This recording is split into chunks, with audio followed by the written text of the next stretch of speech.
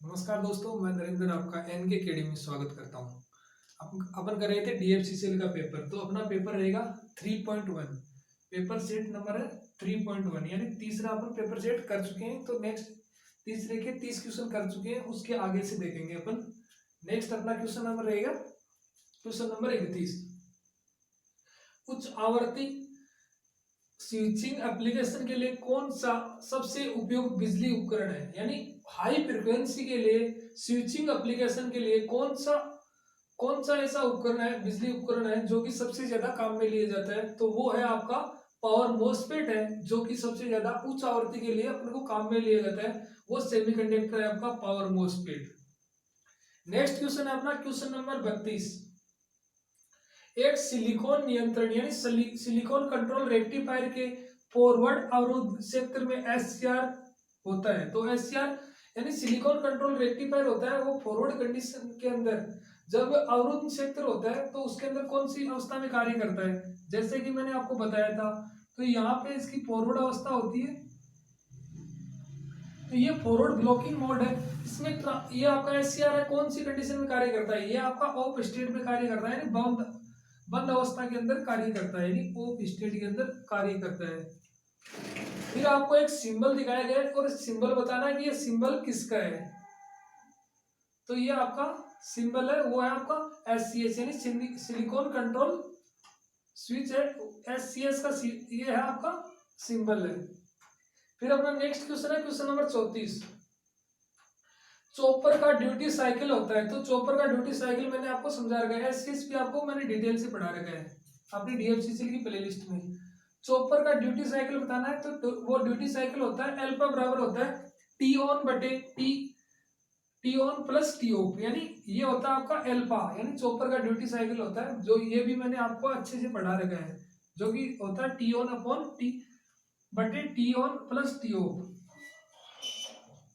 फिर अपना है क्वेश्चन नंबर 35। डीसी मोटर के स्पीड कंट्रोल में प्रयुक्त फेज नियंत्रित रेक्टिफायर नियत एसी आपूर्ति वोल्टेज को आउटपुट वोल्टेज में परिवर्तित करता है। तो ये पूछ रहा है कि डीसी मोटर की स्पीड कंट्रोल के लिए फेज नियंत्रित यानी फेज कंट्रोल रेक्टिफायर है, वो नियत एसी यानी आपकी कांस्टेंट एसी को कौन से एसी के अंदर परिवर्तित करता है। तो वो परिवर्तित करता है आपका वेरिएबल यानी परिवर्तनीय डीसी के अंदर आपको परिवर्तित करता है। नेक्स्ट क्वेश्चन है अपना क्वेश्चन नंबर 36। क्वेश्चन नंबर 36 में अपन रेलवे लाइन के लिए सामान्यतः कौन सी सप्लाई यूज में लेते हैं। तो वो लेते हैं अपन कौन सी सप्लाई प्रयोग की जाती है। तो वो की जाती है आपकी सिंगल फेज 25 केवी एसी सिंगल फेज, वो है आपकी रेलवे लाइन के लिए प्रयुक्त की जाती है। फिर अपना question number 37। 3 phase induction motor को शुरू करने के लिए कौन सी विधि में 6 टर्मिनल की आवश्यकता होती है। तो 6 टर्मिनल में कौन के लिए, तो वो स्टार डेल्टा ट्रांस का स्टार्टर लगा रहता है, तो उसके अंदर कितने टर्मिनल की आवश्यकता होती है, 6 टर्मिनल की आवश्यकता होती है स्टार डेल्टा स्टार्टर के लिए, इंडक्शन मोटर को स्टार्ट करने के लिए। फिर अपना क्वेश्चन नंबर 38। एसी मोटर की तुलना में डीसी मोटर को प्रीपेड क्यों किया जाता है, यानी अधिक पसंद क्यों किया जाता है। तो वो इसलिए किया जाता है क्योंकि परिवर्तनीय गति का संचालन यानी मन चाहे गति प्राप्त कर सकते हैं अपन डीसी के अंदर, क्योंकि उसमें अपन परिवर्तनीय गति संचालन अपने हिसाब से कर सकते हैं। नेक्स्ट क्वेश्चन अपना क्वेश्चन नंबर 39। क्वेश्चन नंबर 39 क्या कहता है, किसी विशेष एप्लीकेशन के लिए इलेक्ट्रिक ड्राइव के किस प्रकार का चयन ड्राइव के प्रकार का चयन किस पर निर्भर करता है, यानी किसी विशेष एप्लीकेशन के लिए इलेक्ट्रिक ड्राइव के प्रकार का चयन किस पर निर्भर करता है। तो वो करता है आपका गति नियंत्रण सीमा और उसके प्रकार, स्टार्टिंग अवस्था व वातावरण की स्थिति के अंदर आपका डिपेंड करता है, ये करता है आपका इलेक्ट्रिक ड्राइव। फिर अपना नेक्स्ट क्वेश्चन है क्वेश्चन नंबर 40। स्टेपर मोटर प्रयोग की जाती है। तो स्टेपर मोटर प्रयोग की जाती है प्रिंटर में, ये इसका एप्लीकेशन है स्टेपर मोटर का, ये आपकी प्रिंटर्स के अंदर प्रयोग की जाती है। नेक्स्ट क्वेश्चन अपना क्वेश्चन नंबर 41। एक प्रणाली में नकारात्मक वास्तविक अक्ष पर 2 ध्रुव है और ध्रुवों की एक जोड़ी जेडब्ल्यू अक्ष पर है स्थित है, तो प्रणाली होगी। तो प्रणाली कौन सी होगी, जब अगर जेडब्ल्यू के अंदर आ जाए, यानी 2 अक्ष बताए मैंने, ये भी आपको पढ़ा रखा है। तो 2 अक्ष है वो कि आपकी नेगेटिव अक्ष पे है, यानी ये माइनस अक्ष पे है, एक तो माइनस और एक दो है आपकी कौन सी जेडब्ल्यू अक्ष पे, जेडब्ल्यू अक्ष पे है एक जोड़ी, तो इसके अंदर कौन सा होगा, तो ये हो जाएगा आपका लिमिटेड स्टेबल या मार्जिनली स्टेबल हो जाता है। जेडब्ल्यू नाम आ जाए तो वो होता है आपका मार्जिनली स्टेबल या लिमिटेडली स्टेबल, सीमित रूप से स्थिर, यानी हिंदी में बोले तो सीमित रूप से स्थिर। नेक्स्ट क्वेश्चन है अपना क्वेश्चन नंबर 42। धनात्मक फीडबैक के साथ ट्रांसफर एच फंक्शन दिया गया है, तो इसके अंदर आपको बताना है धनात्मक फीडबैक का सूत्र बताना है। तो धनात्मक फीडबैक का मैंने बता रखा है, वो होता है बस C S upon R S बराबर जी एस अपॉन 1 माइनस, ये माइनस का निशान आएगा अगर पॉजिटिव फीडबैक है तो, वरना अगर नेगेटिव फीडबैक है तो यहाँ पे प्लस आएगा। तो ये आपका क्या है धनात्मक है, तो यहाँ पे minus G S H S, यानी C S upon R S बराबर जी एस बटे 1 minus G S H S, ये हो गया इसका धनात्मक फीडबैक का सूत्र ट्रांसफर फंक्शन के अंदर। तो इन क्वेश्चनों को आप नोट कर लो।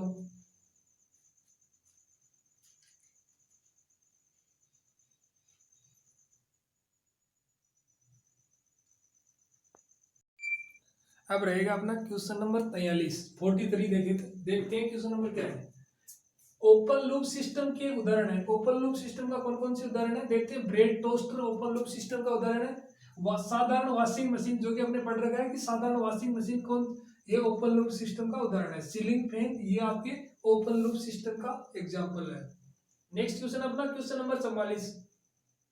एफ एस बराबर एस स्क्वायर प्लस 2 बटे में एस कोष्टक H square plus 2s plus 4, तो के लिए सिस्टम का ऑर्डर बताइए। तो सिस्टम का ऑर्डर ज्ञात करने के लिए मैंने बता रखा है, यहाँ पे देखना है कि s की पावर कितनी होती है मैक्सिमम, तो s को s स्क्वायर से मल्टीप्लाई करेंगे तो कितना आएगा s की पावर 3, तो s की पावर 3 तो कौन सा सिस्टम हो गया, सिस्टम हो गया 3 ऑर्डर सिस्टम, यानी तीसरा सिस्टम हो गया। तो ये आ जाएगा सिस्टम का ऑर्डर है 3, यानी तीसरा ऑर्डर है।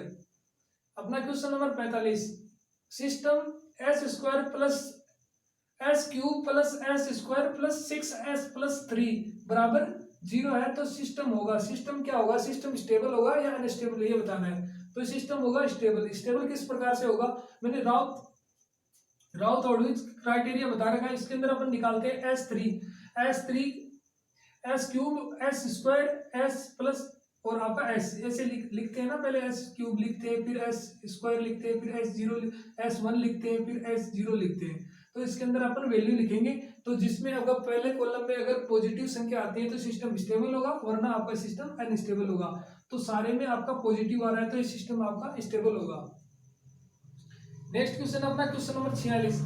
1 बटे s माइनस एस की पावर -8 है का इनवर्स लाप्लास ट्रांसफॉर्म क्या होगा, तो इसका होता है, मैंने ये सिखा रखा आपको सिंगल सिस्टम में ए की पावर आपकी प्लस में 8t, ये इसका इनवर्स लाप्लास ट्रांसफॉर्म होगा।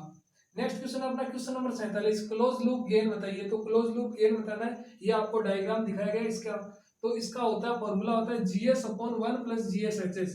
तो GS की वैल्यू दे रखी है 10, तो 10 बटे 1 प्लस 10, तो ये हो गया 10 बटे 11, इसका ये हो गया, क्या हो गया, ये हो गया आपका क्लोज लूप गेन, 10 बटे 11 क्लोज लूप गेन इसका आंसर हो गया। फिर नेक्स्ट क्वेश्चन अपना क्वेश्चन नंबर 48।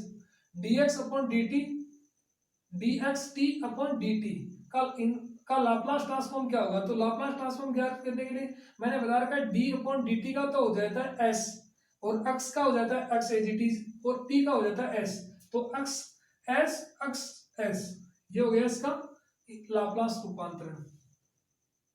फिर अपना नेक्स्ट क्वेश्चन है क्वेश्चन नंबर 49, जिसमें आपका 3 वैल्यू दी गई है, S1 बराबर -2j और +5j, और S2 बराबर दे रखी है -5 और -7, और S3 की वैल्यू दे रखी है -1 -4 और -5। तो बताना है कि S1 क्या है, S2 क्या है और S3 क्या है, सिस्टम कौन सा है, सिस्टम स्टेबल है या मार्जिनली स्टेबल है या अनस्टेबल है, ये चीज अपन को बतानी है। तो S1 है, इसके अंदर आपके J वाले डिजिट दिखाई दे रहे थे, ये सिस्टम कौन सा हो गया, मार्जिनली स्टेबल, जहाँ पे J लिखा रहता है वो आ जाता है आपका मार्जिनली स्टेबल। और S2 है, इसके अंदर दोनों माइनस में है, तो माइनस के अंदर होने पे सिस्टम कौन सा हो जाता है, सिस्टम हो जाता है स्टेबल। तो ये सिस्टम हो गया S2 बराबर हो गया आपका स्टेबल।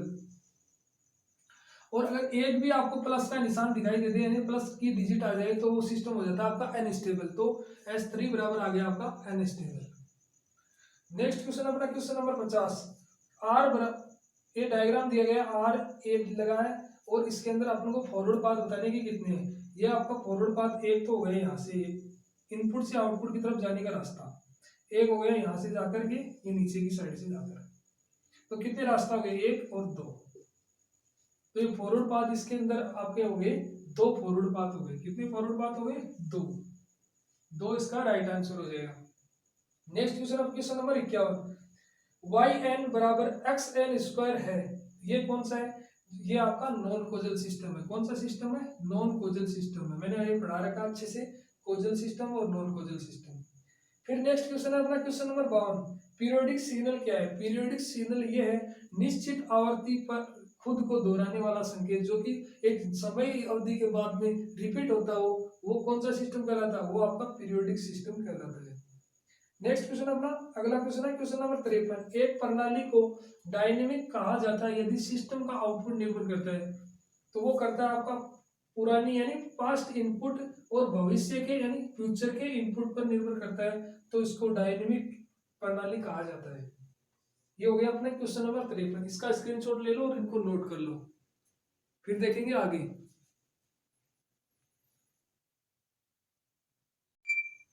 अब अपना क्वेश्चन नंबर 54 रहेगा, क्वेश्चन नंबर 54, वाई एन बराबर एक्स टू एन सिस्टम है। ये सिस्टम कौन सा है जो कि आपको दिख रहा है क्वेश्चन नंबर 54 में, तो ये सिस्टम कौन सा है, ये है आपका डायनेमिक सिस्टम। कौन सा सिस्टम है, डायनेमिक सिस्टम है। नेक्स्ट क्वेश्चन पे चलते हैं, क्वेश्चन नंबर 55, अपन को एक वेवफॉर्म दिखाई गई है, वेवफॉर्म से पता लग रहा है कौन सी वेवफॉर्म है, ये आपकी डिस्क्रीट, कौन सी है, डिस्क्रीट टाइम यूनिट रैंप, यानी ये यहाँ पे यूटी दिखाया गया है, तो ये कौन सा फंक्शन है, ये फंक्शन है आपका discrete time signal unit ramp function, ये है आपका आरटी, यूनिट रैंप फंक्शन है। तो ये हो गई आपकी आरटी है, तभी तो यूनिट रैंप होगा, रैंप के लिए क्या होगा, यूनिट रैंप के लिए आरटी होगा।